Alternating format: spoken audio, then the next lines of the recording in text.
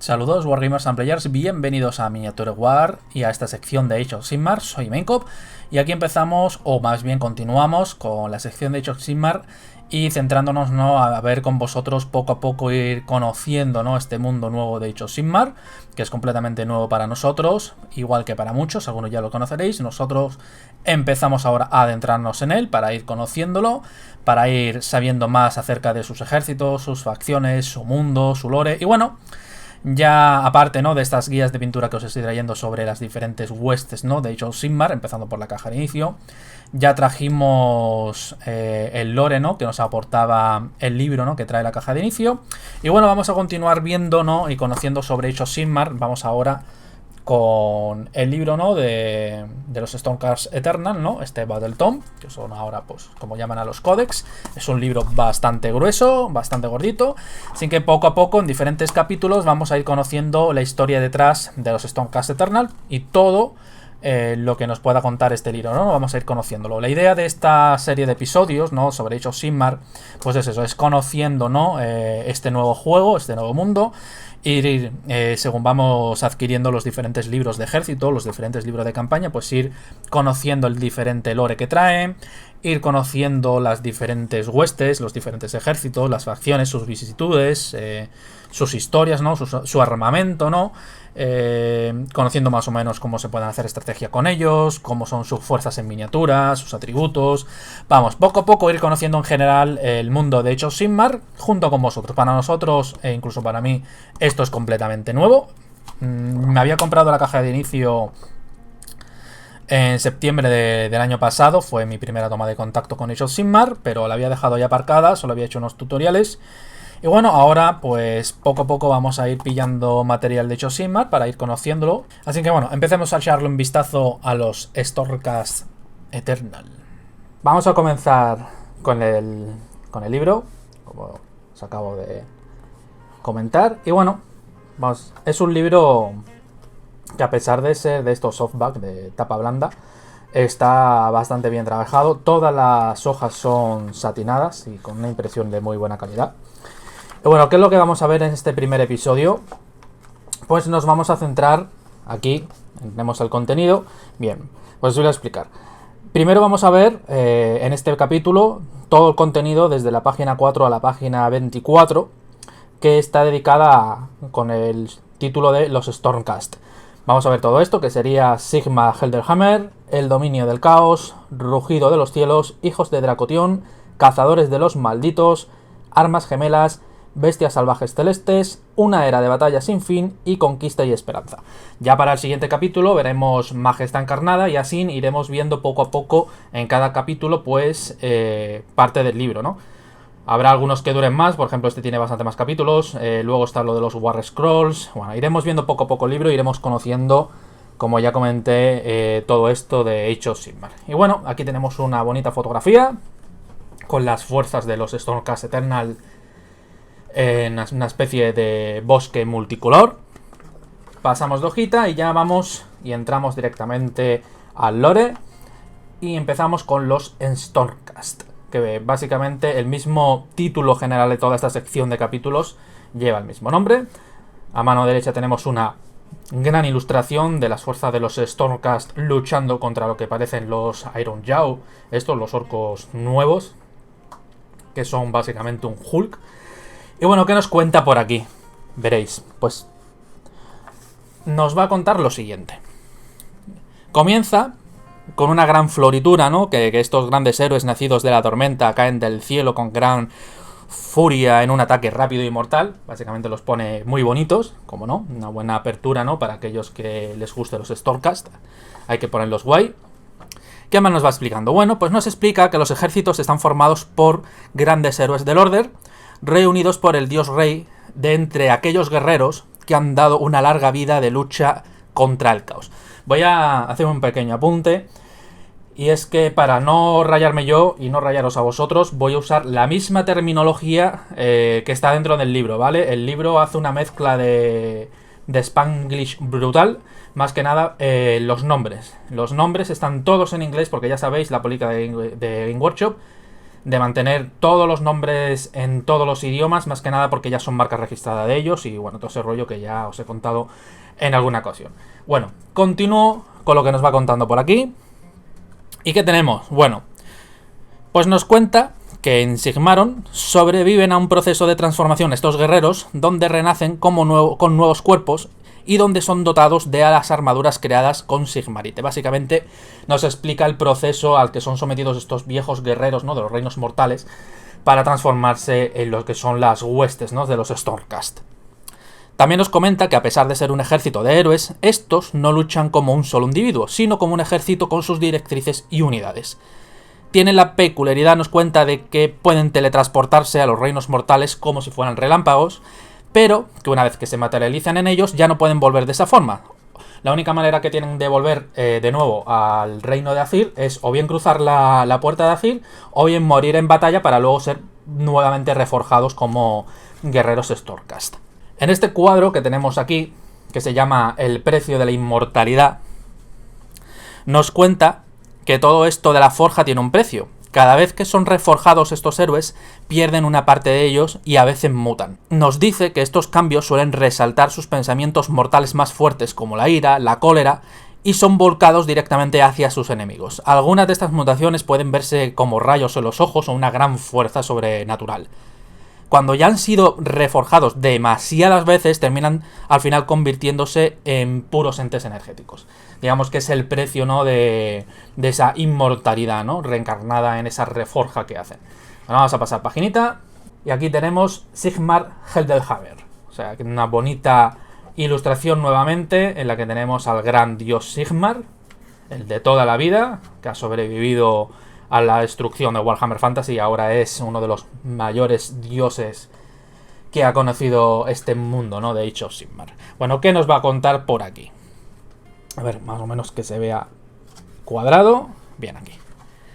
Bien, pues nos cuenta de que justo después del fin de los tiempos, Sigmar quedó agarrado, ¿no?, al núcleo del antiguo planeta, que era donde se basaba Warhammer Fantasy, y vagó por el vacío hasta que fue rescatado por Dracotion, el padre de todos los Star Treks.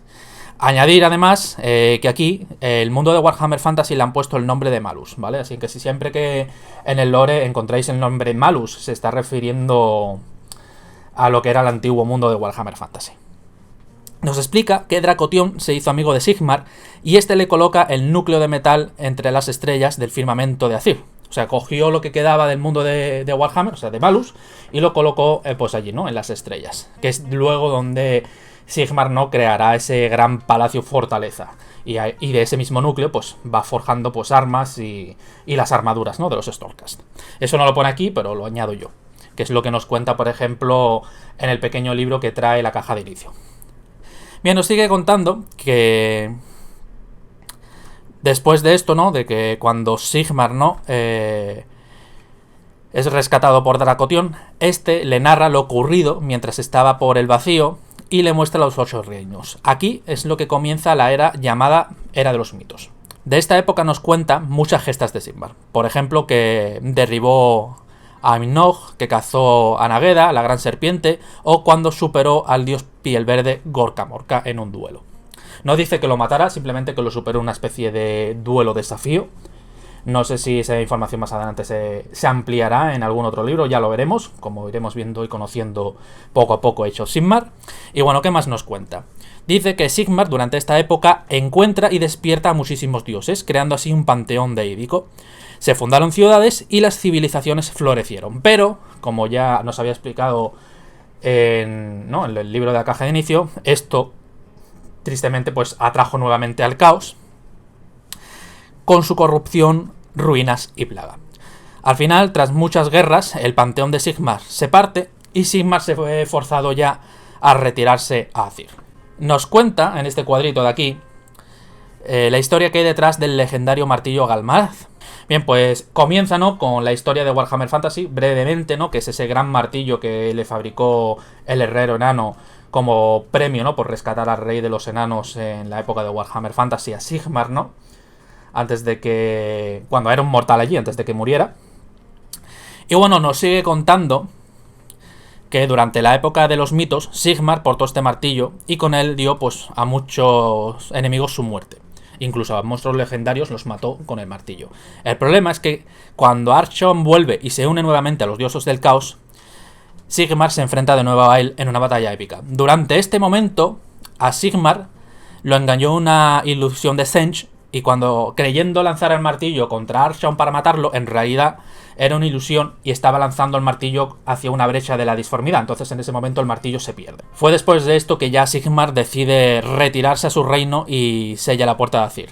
Luego, tras siglos de planificación, nos cuenta que finalmente Sigmar lanza a sus huestes de Stormcast y su primera misión pues fue la de recuperar el martillo, ¿no? Esa recuperación del martillo la podemos encontrar en el primer libro de la campaña que se sacó hace ya unos meses, bueno, casi en verano pasado creo que fue. Pues el primer libro de toda esa campaña es pues esa misión, ¿no?, para recuperar precisamente el martillo de Galmaraz. Esa campaña la veremos en el canal más adelante, poco a poco, debido al precio elevado, exagerado de los libros, pero no os preocupéis que la vamos a traer. Bueno, vamos a pasar ya de página, suficiente de Sigmar por hoy. Vamos al dominio del caos. Aquí nos va a narrar resumidamente lo que ha ocurrido con los 8 reinos después de que Sigmar se marchara y sellara la puerta de Azyr. Nos cuenta que las puertas que conectan los reinos fueron controladas por el caos. Una a una, entonces las civilizaciones fueron convertidas en cenizas. Entre toda esta devastación, algunos mutaron, muchos fueron cazados o asesinados y otros pues empezaron a adorar al caos. Y se refiere pues a los habitantes, ¿no?, de estos 8 reinos. Nos comenta que las fuerzas del caos crecieron tantísimo que incluso la propia tierra por esta fuerza se corrompía. Y una vez que ya no había nada por conquistar, que ya estaba todo conquistado, los dioses nuevamente, o sea, los dioses del caos, comenzaron a luchar entre ellos para erigirse como un único gran conquistador de todo. Es muy típico, ¿no? Algo así como ha empezado a ocurrir, ¿no?, Warhammer 40.000 con Gathering Storm, que los dioses del caos empiezan a pegarse con ellos. Pues aquí igual. Nos comenta también que Slaanesh ha desaparecido y que solo quedan sus huestes que lo buscan de manera implacable para ver dónde se ha metido, porque nadie sabe de él. O sea, Slaanesh ahora mismo se ha retirado de escena, no se sabe qué ha pasado con él, por lo menos aquí no nos lo desvela. También nos cuenta que el resto de los dioses oscuros controlaban, debido a toda esta conquista, vastos territorios, que incluso la rata cornuda reclamaba terrenos para sí. Pero, de entre todos, Khorne fue el que se erigió como el más poderoso de todos, debido a la gran oleada de matanzas, asesinatos y derramamiento de sangre que se sucedió durante todo este momento. Aquí, en Bastiones del Order, este cuadrado que tenemos aquí, con una pequeña ilustración, ¿no?, de una especie de portón de mármol, ¿no?, con huestes de los Stormcast por debajo. La verdad que podían haber ampliado un poquito, ¿no? Como han hecho aquí, ¿no?, poner en grande esta, bueno, más o menos grande esta ilustración, ¿no?, de los Stormcast Eternal luchando contra fuerzas de Tzeentch. Pues aquí lo mismo, ¿no?, porque parece que la ilustración está bastante interesante.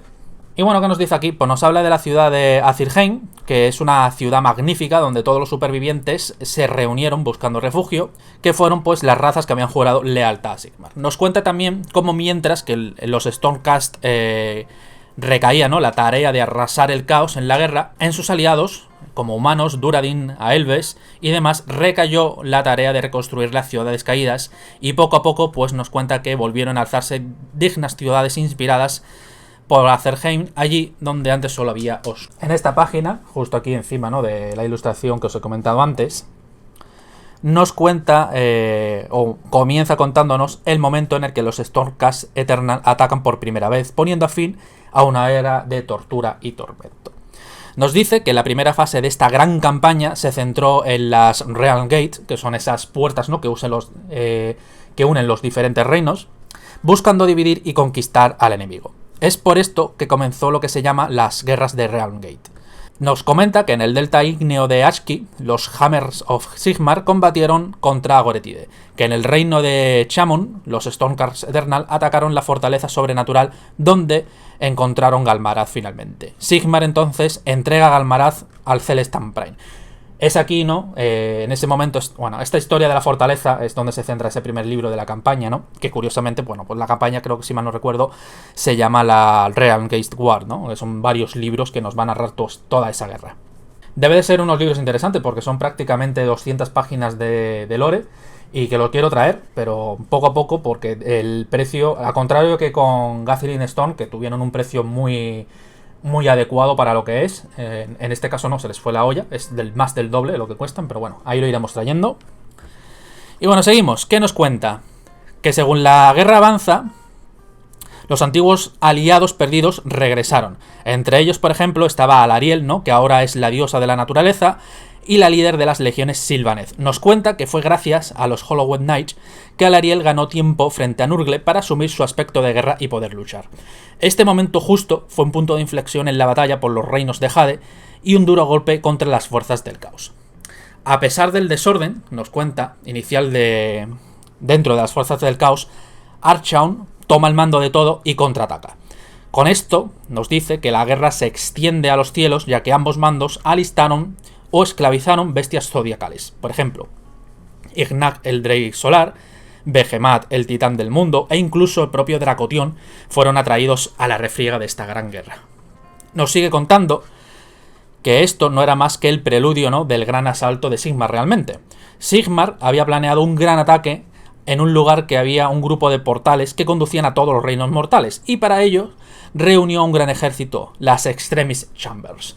Digamos que nos termina contando eso, ¿no?, que hay un punto concreto de toda esta locura de guerra en el que digamos que hay una conexión a todos los mundos. Bueno, pues allí concretamente va a lanzar el mayor ataque Sigmar para conquistar y un duro golpe, ¿no?, a las fuerzas del caos.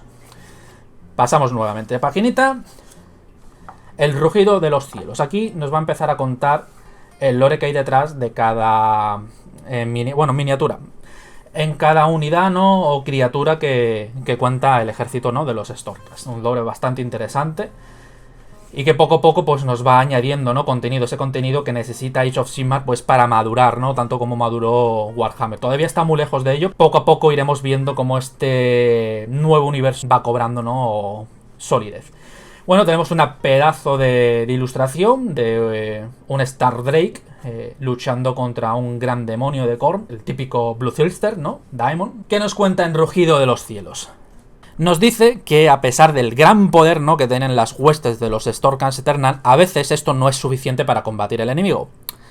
Porque los Stormcast Eternal no son suficientes en poder o fuerza o super guays como para echarse en cara contra un gran demonio como puede ser este, ¿no? No son suficientes, ni incluso por número no pueden contra ello. Entonces, Sigmar crea los Extremis Chamber para combatir precisamente esta debilidad que tienen sus fuerzas.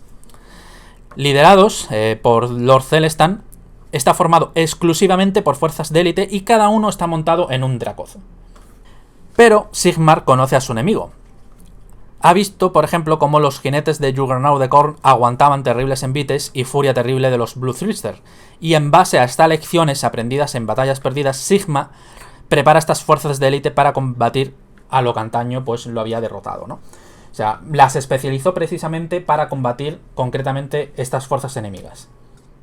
Bueno, en este cuadrito de aquí tenemos a Lord Celestan Imperius y nos habla un poquito de él.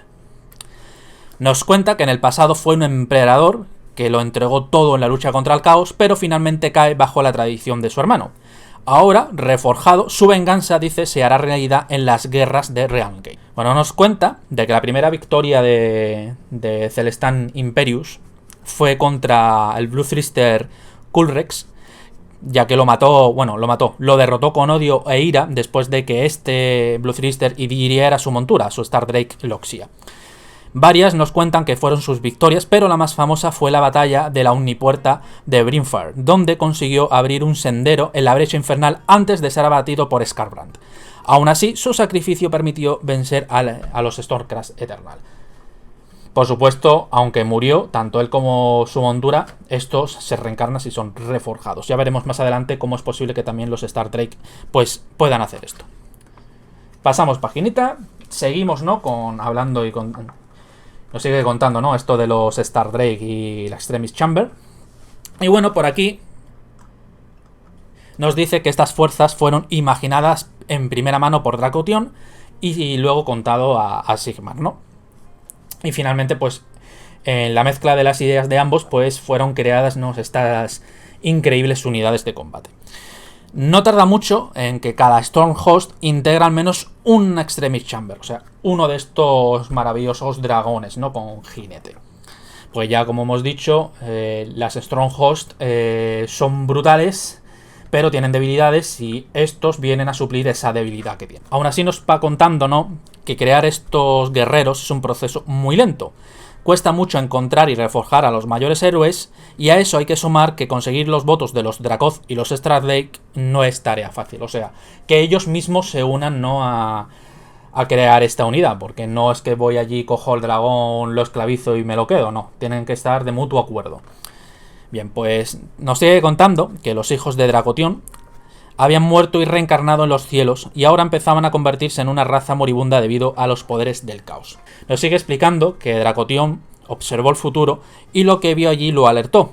Impulsado por este temor, marchó con urgencia a Sigmarion y aceleró la creación de los Extremis Chamber, algo que podría detener a los dioses oscuros. Luego por aquí empieza a explicarnos pues las diferentes Chambers que hay, cómo son su aspecto o cómo han sido sus victorias. Por ejemplo, nos dice que los Black Bolt son sombríos y que sus Dracoth brillan con tonos oscuros, que los Hammerclaw son los más rápidos en combate, y bueno, prosigue, ¿no?, pues contándonos los diferentes éxitos de las Chambers. Nos sigue contando que las constantes victorias, ¿no?, de estos Extremis Chamber terminaron haciendo que la estrella Sigendale reluciera con gran fuerza, viéndose incluso desde el día, algo que maldecían las huestes oscuras y que para los desposeídos, oprimidos y perseguidos era un brillo de esperanza. Luego, en este cuadro, nos cuentan, ¿no?, el ritual que llevaron los diferentes héroes de las Extremis Chamber antes de lanzarse a la batalla para mostrar su valía, que básicamente son vítores de guerra y cosas así, tan sencillo como eso. Bueno, pasamos a hijos de Dracotion. Aquí nos va a explicar qué son estos maravillosos dragones o criaturas y su lore, ¿no?, su historia que está detrás. La verdad que está bastante todo bien explicado. Me encanta cómo poco a poco nos van contando, ¿no?, el lore, aunque sea en pocas páginas, 1, 2, 3 como máximo, de cada unidad, y así ir conociendo, ¿no?, poco a poco de qué está compuesto el ejército de Sigmar, por qué está compuesto el ejército de Sigmar. La verdad está bastante bien. Y bueno, seguimos. Hijos de Dracotion.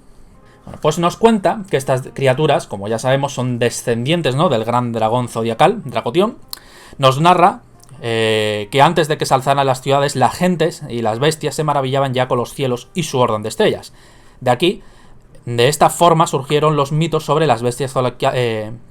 De esta forma surgieron los mitos de las bestias zodiacales que vivían por allí.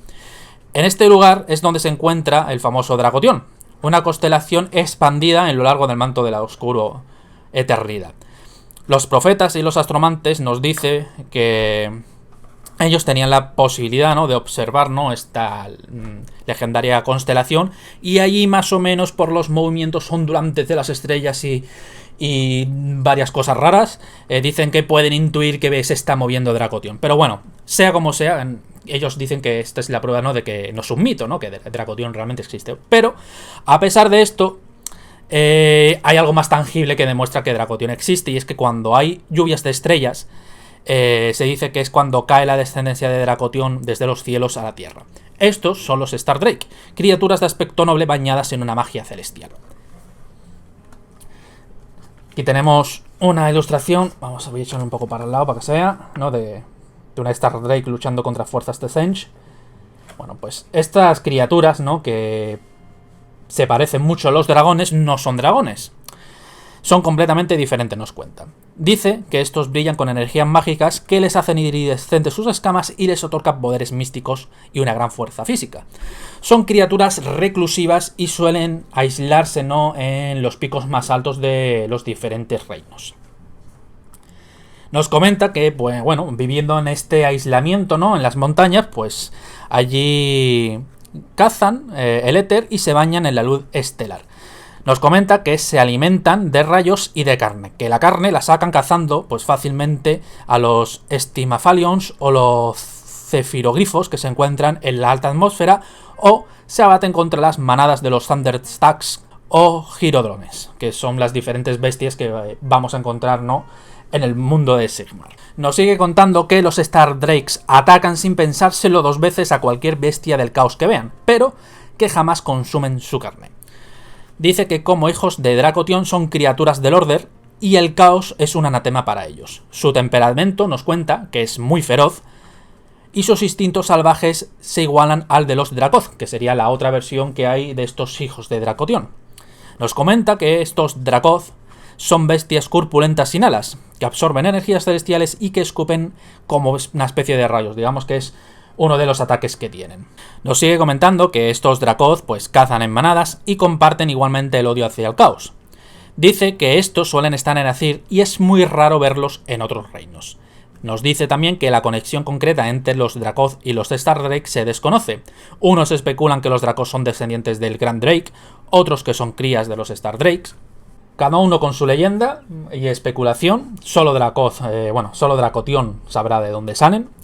Y bueno, también nos sigue contando, ¿no?, de que estas criaturas pues no mueren cuando son matadas, por así decirlo, al igual que pasa con los Stormcast Eternal, estas se reencarnan. Nos dice que sus almas regresan a las estrellas y vuelven a nacer del aliento de Dracotión. Sin embargo, nos cuenta de que el éter se ha contaminado profundamente por las energías del caos y que las almas de estos dragones, por así decirlo, no siempre regresan y se quedan atrapadas a medio camino. Nos sigue contando que está por aquí, ¿no? O sea, he ampliado bastante la información porque está bastante interesante.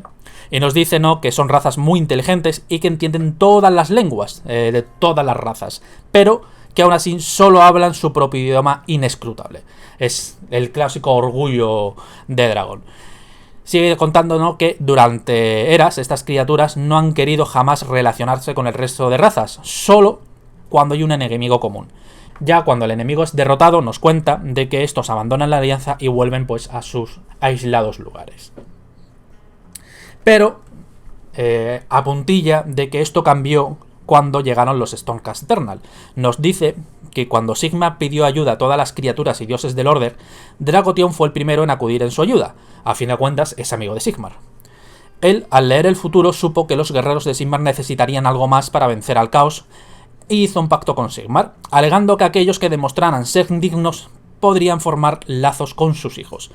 Y juntos, Hombre Inmortal, Dracoth o Stardrake podrían enfrentarse a los campeones más poderosos del caos y a los mayores Daemons. Y termina, ¿no?, comentándonos que aunque este plan tardó en dar frutos, empezó cuando Baldur's Hammerhead fue el primer Stormcast en domar a un Dracoth, y cuando este se convirtió en su montura, los reinos entraron en una nueva era de guerra. Vamos a pasar ya de paginita, ya hemos terminado con los hijos de Dracotión y pasamos a Cazadores de los Malditos. Aquí dos ilustraciones, estas son las nuevas, de hecho, unidades que ha sacado Game Workshop para los Stormcast Eternal. Aparte, ¿no?, los jinetes esos de serogrifos o como demonios los llamen ahora. Y bueno, ¿qué nos cuenta, no? Bueno, pues nos dice... Bien, pues en Cazadores de Malditos nos cuenta de que estas unidades son los montaraces de los Stormcast. Nos comenta de que estas fuerzas, ¿no?, de montaraces juegan un papel vital en los ejércitos de Sigmar. Son ellos quienes localizan y aprovechan las debilidades de los dominios del enemigo. Nos sigue narrando, ¿no?, que las hordas de bárbaros acosadas por estos exploradores expertos ven cómo su retaguardia suele ser mermada cada noche, y cuando ya solo quedan los veteranos de la vanguardia, sin ningún tipo de apoyo, los montaraces caen sobre ellos en un asalto final. Básicamente son tropas de hostigamiento. Tropas rápidas que se dedican a hostigar al enemigo para ir derrotándolo e ir sacando sus debilidades. Nos sigue narrando de que no todos en las incipientes civilizaciones conocen la existencia, ¿no?, de estos montaraces. Nos cuenta de que estos han recorrido las tierras de los hombres desde que las tormentas de Sigmar cayeran por primera vez. No son fuerzas ostentosas ni con atributos concretos en batalla, pero están diseñados para confundir y desconcertar al enemigo. Hostigadores, básicamente. Sus líneas nos cuenta que son formadas, ¿no?, por los más brillantes y autosuficientes de los Stormcast y tienen más autonomía que cualquier otra Chamber. Nos sigue narrando de que están entrenados para que ellos mismos sean su propio líder, sin una jerarquía de mando que los dirija. Muchos de ellos son solitarios que en algún momento lucharon contra el caos por su cuenta, y por ello pueden que aquellos que no conozcan sus métodos los consideren algo distantes. Sigue contándonos que los montaraces no viven en las fortalezas junto con el resto de las huestes de los Stormcast, sino que tienen sus casas en los yermos, vagan por los rincones de las tierras abrasadas, viven de ella y descansan solo cuando son totalmente seguros de que no hay amenazas próximas. Básicamente son como nómadas. Aunque suelen darles un gran valor a la astucia y la preparación, los montaraces nos dice que no hacen ataques con sigilo, sino que son un gran tifón. O sea, no son tropas de infiltración y asesinato, son literalmente hostigadores, tropas diseñadas para ataque rápido, que empiezan a atacar y hostigar las fuerzas del enemigo y las van debilitando, ya sean para acabar ellos mismos con ellas mediante ese hostigamiento o debilitarlas hasta que llega pues la hueste, ¿no?, del ejército principal de choque. Nos sigue contando, ¿no?, sus técnicas de ataque y nos dice que atacan desde la distancia y golpean las zonas más expuestas para luego retirarse rápidamente, y de esta manera van desgastando las fuerzas del enemigo y exponiendo los puntos débiles. Corren rumores entre las bandas del caos sobre la naturaleza de estos mortíferos y esquivos guerreros. Algunos siervos de los dioses del caos creen que los montarazos son elementales del relámpago y el viento, otros cuentan que son encarnaciones de las bestias atormentadas por los dioses oscuros, pero la verdad detrás de ellos es que simplemente son Stormcast Eternals reforjados a partir de la arcilla mortal en forma de grandes héroes, no hay mucho más. La verdad, una curiosa fuerza de choque, habría que ver cómo se maneja en mesa, pero los hostigadores siempre bien usados, por lo menos de mi experiencia en Warhammer Fantasy, podían hacer muchísimo daño a las tropas enemigas. Y bueno, aquí tenemos dos subtítulos, nos vamos a Almas Gemelas, aquí nos va hacer incidencia en algo muy importante que ocurre entre la relación entre lo que son los Stormcast Eternals y las diferentes bestias, ¿no?, que están con ellos.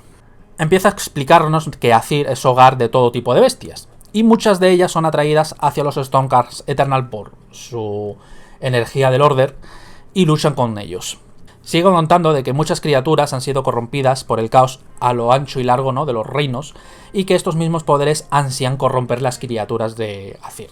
Sin embargo, las criaturas que se alían con los montaraces tienen una resistencia natural a estas fuerzas y cazan a los adoradores del caos sin miedo. Básicamente son inmunes a las energías del caos, esas que corrompen, y por tanto son especialistas en matar a todo lo que sea amiguito del caos. Perfectas monturas para los Stormcast Eternals, por supuesto. No podría ser de otro modo. Aunque los montaraces y sus bestias no comparten el mismo odio por el caos, el proceso de unión entre guerrero y estas criaturas nunca es fácil. Si un alma lucha durante suficiente tiempo contra los dioses oscuros, es posible que llame la atención de un Gryph-charger. Nos sigue contando que cuando Raelus Galewalker perdió su espada en combate contra Bok el Black Sagoth, apareció de repente el Ice Cloud desgarrando la garganta del monstruo, y después de este momento el Ice Cloud se convertiría en la montura para juntos destruir al caos. Se dice también que los Aether Winds, las Star Eagles, se ven atraídas por el destello de las miradas de los cazadores. Dicen que sobrevuelan durante un tiempo a quien consideran su alma gemela antes de descender sobre ellos. Tras este encuentro, la relación entre hombre y rapaz no es de amo y sirviente, sino es una alianza, un vínculo tan sólido como el que existe entre los mismos Stormcast Eternal. Este vínculo es irrompible una vez creado. Luego, en este cuadrito de aquí, que se ve un poco bien, tenemos a Lord Aquilors Raelus Galewalker, y nos cuenta un poquito sobre él. Nos dice que antaño fue un héroe, ¿no?, un gran rastreador de animales de joven y de criminales de adulto. Era un gran justiciero en un lugar donde la justicia no existía. Fue por su valor que Sigmar, ¿no?, le llevó a Azyr y lo reforjó. Nos cuenta que cuando los ejércitos del caos atacaron Dustprawl, fue cuando se enfrentó a Sagoth, y es en el momento en que fue ayudado por Lich Claw, que es lo que os he narrado antes, convirtiéndose así ambos en un equipo mortal. Luego aquí tenemos Bestias Salvajes Celestes, una ilustración, ¿no?, de estos grifos, estos nuevos grifos luchando contra lo que parecen bárbaros afines a Nurgle. Y bueno, ¿qué nos cuenta de Bestias Salvajes Celestes? Nos cuenta que los Gryph-chargers son las criaturas terrestres más rápidas, debido a que canalizan el éter en su sangre para transformarse en criaturas de éter y desplazarse rápidamente. Es casi como Flash, ¿vale? De DC Comics, pues algo así, para que os hagáis más o menos una idea mental. Usando esto, o sea, esta misma técnica de movimiento, lo usan pues para atacar súbitamente a sus presas. Este proceso es conocido como el cabalgar del viento. Los Vanguard Paladors usan este don precisamente para poder atacar de manera inesperada. Luego nos habla, ya por aquí, por el final, de los Aether Winds, que son similares a halcones. Serían, si paso de página, pues este pajarito de aquí, ¿no?, es como un halcón, esto es el Aether Wind ese. Bueno, pues nos dice que estos halcones, entre comillas, tienen la capacidad de poder ver entre la roca, la tierra y la hechicería, permitiéndoles encontrar las guaridas ocultas del enemigo. Tras enseñarles a hablar las lenguas de los hombres, los Aetherwing pueden revelar las localizaciones exactas de los enemigos a sus aliados, los Stormcast. La verdad es que es interesante, ¿no? Un halcón, ¿no? Capaz de ver entre la magia, la hechicería, la roca y la tierra para detectar cualquier guarida escondida. Bueno, una era de batalla sin fin. Aquí básicamente es como una especie de calendario de eventos, ¿no? Y nos comenta pues diferentes eventos importantes, ¿no? Que ha habido dentro de los Stormcast. La purga, el Glatorium, el primer golpe, el sitio de la fosa negra de Claxius, la venganza de Azirheim, perdón, un trato con la muerte. Son diferentes eventos que ocurren en el mundo de los Stormcast. Bueno, durante la campaña de los Stormcast y la historia, pues son diferentes eventos que nos lo van narrando por una especie así de calendario puesto como si fuera algo así zodiacal raro, ¿no? Bastante bonito. Son eventos muy escuetos, ya muy resumidos. Y principalmente casi todos son eventos que podemos ver en la campaña, ¿no? De la guerra de las Ryan Gates. Así que os lo iba a leer, pero creo que mejor esto lo vemos ya cuando empecemos a traeros lo que es la serie esa de campaña, ¿no? Creo que son 4 o 5 libros. Y bueno, aquí lo que tenemos es un mapa, ¿no? De los reinos mortales, y en este mapita, para aquellos que os gusten mucho los mapas, la verdad son bastante interesantes, pues nos dice dónde han ocurrido grandes batallas, ¿no? Durante esta guerra, la localización de diferentes fortalezas, eventos concretos, el nombre de las diferentes zonas. Esto sería pues parte, ¿no? De ese mapa de este nuevo Age of Sigmar, donde pues más adelante nosotros basaremos nuestras partidas y nuestras maravillosas campañas. Y bueno, ya aquí lo dejamos. Majestad encarnada serían para el siguiente ya capítulo. Son bastantes páginas. Estas han sido, lo que hemos visto ahora son de la 4 a la 24 y esta es de la 26 a la 59. Va a ser bastante más y veremos Stonehouse, Stray. Vamos a hacer una especie de anticipo, ¿no? Ver más o menos lo que trae.